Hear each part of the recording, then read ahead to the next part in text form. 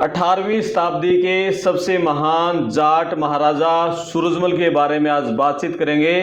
उनका मानना था कि मानवता ही सबसे बड़ा धर्म है। उनको लोगों ने जाटों का प्लेटो भी कहा है।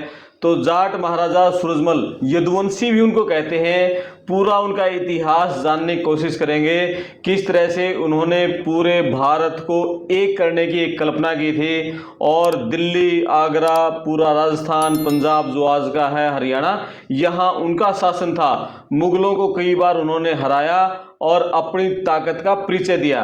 तो आप वीडियो पर अपने कमेंट्स करना, वीडियो को शेयर करना, चैनल को सब्सक्राइब करना, घंटी वाला बटन जरूर दबा देना ताकि अगली वीडियो के नोटिफिकेशन आपको मिलते रहें। और बातचीत करने के लिए हमारे साथ खास मेहमान हैं, रिटायर्ड प्रिंसिपल और इतिहास की गहरी जानकारी रखने वाले चौधरी भलेराम बेनीवाल जी। जी नमस्ते सर। नमस्ते साहब जी। ठीक हो सर? बिल्कुल ओके साहब। से ठीक है? बिल्कुल ओके। 80 साल की उम्र में भी पूरे जवान हो आप।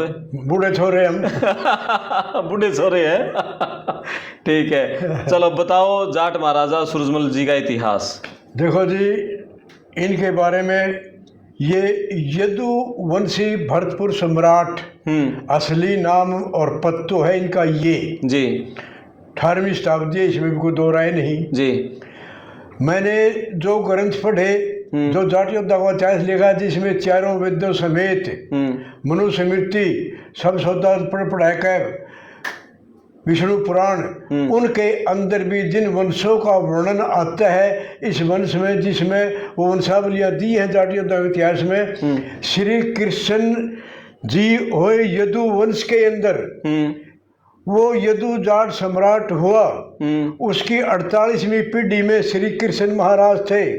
यदु वंश के आज वर्तमान में 22-23 गोत्र बन चुके हैं, जो मैंने अपने साहित्य इतिहास के अंदर बिल्कुल दिए है। कोई दो राय नहीं, कोई झिझक नहीं, कोई झूठ नहीं है उसके अंदर। पढ़ लेना आगे आएंगे। और इनकी जो महाराजा सूरजमल जी यदुवंशी, इनकी जीवनी मैंने लिख के तैयार की, वो छपने लग रही है। अगले साल 26 में वो मार्केट में आ जाएगी। ये जो यादव हैं ये कहते हैं यदुवंशी तो सारे यादव हैं। ये यादव जो शब्द है, भारतवर्ष के अंदर 1980 के दशक तक यादव शब्द नहीं था। ये उस जमाने में जो एक बार प्रधानमंत्री आदरणीय चौधरी चरण सिंह जी बने थे, यादव शब्द उनकी देन है। उससे पहले यादव शब्द नहीं था, यदु शब्द था। ये हीर जाटों के बाद दूसरे नंबर पर अक्षत्रिय हैं, इसमें कोई दो राय नहीं। हमारे अपने भाई, हमारे अपने गोत्र भी मिलते हैं, ऐसी कोई दिक्कत नहीं है जी। तो श्री कृष्ण की 48वीं पीढ़ी में यदुवंशी श्री कृष्ण जी हुए, जिनके गोत्र बदल का वो विरसणी में आ गए, विरसणी गोत्र के।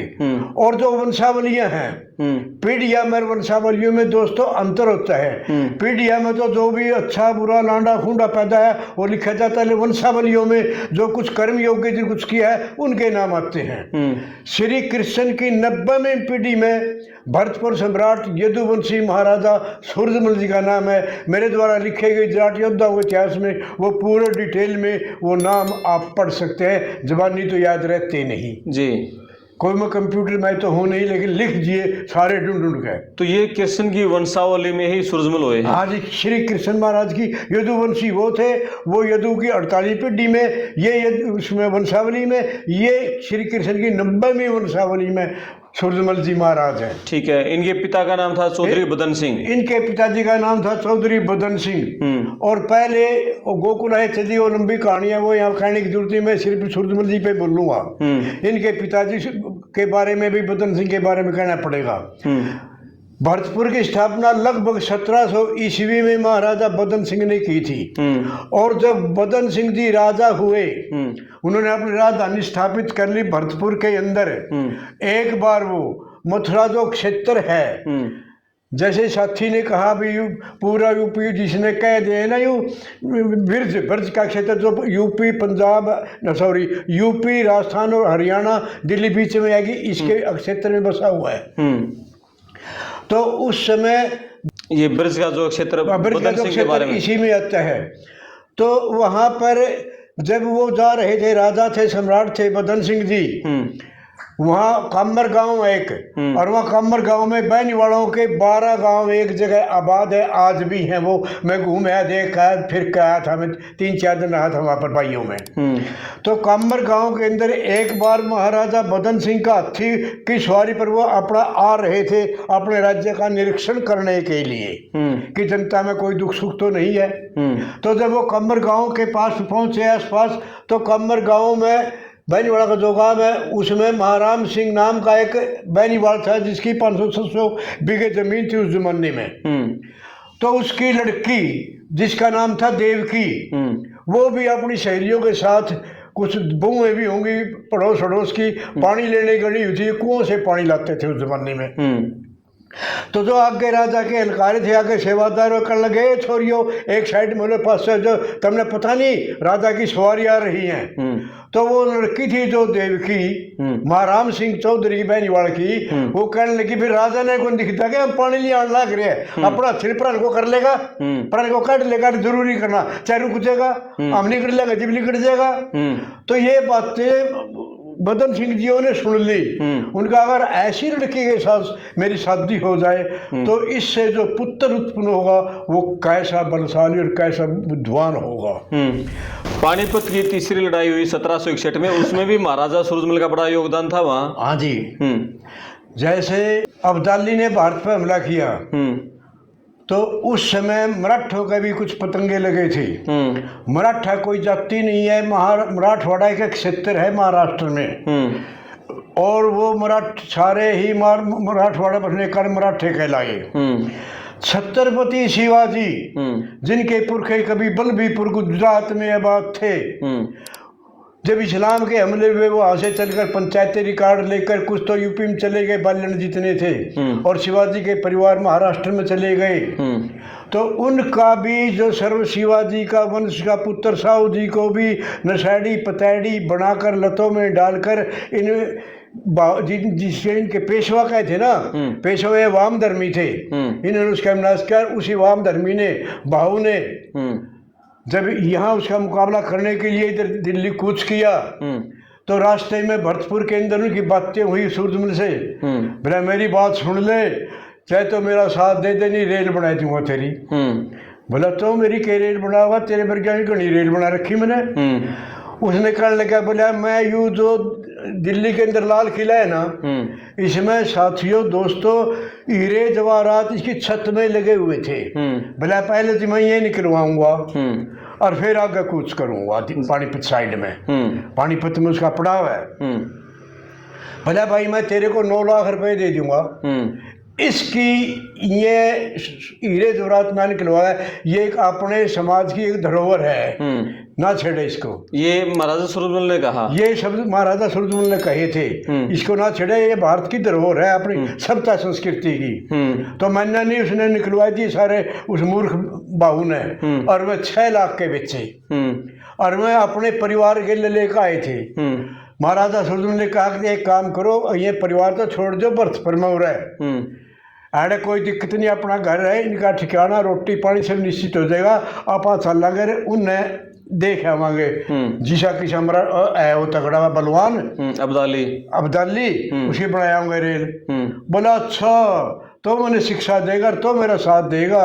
उसने उस जमाने के अंदर उस समय उस बाहू ने महाराजा सूरजमल को गिरफ्तार करने की कुचेष्टा की थी, और उसी के दौरान में एक ही गेड़ा लिया था सूरजमल ने, उसके बगाए दिया और तो बस 10 उतरा लग गया, और बैठ के दिल्ली का नहीं बैठ पड़े, तो छोड़ गया मैदान सारा, और दिल्ली में कहने पड़े रहा पानीपत में। और 14 जनवरी 1761 में 5 घंटे में पानीपत में पिट के छिट के हार मान के पीठ दिखा के भाग लिया वो बाहू, और संगी जहाँ अंदर मुख्यमंत्री पूर्व हरियाणा मुख्यमंत्री का गांव है, वहाँ साध के घर सुखदेव साध के घर सरनाई थी, और वही बाहू का शरीर पूरा हुआ था।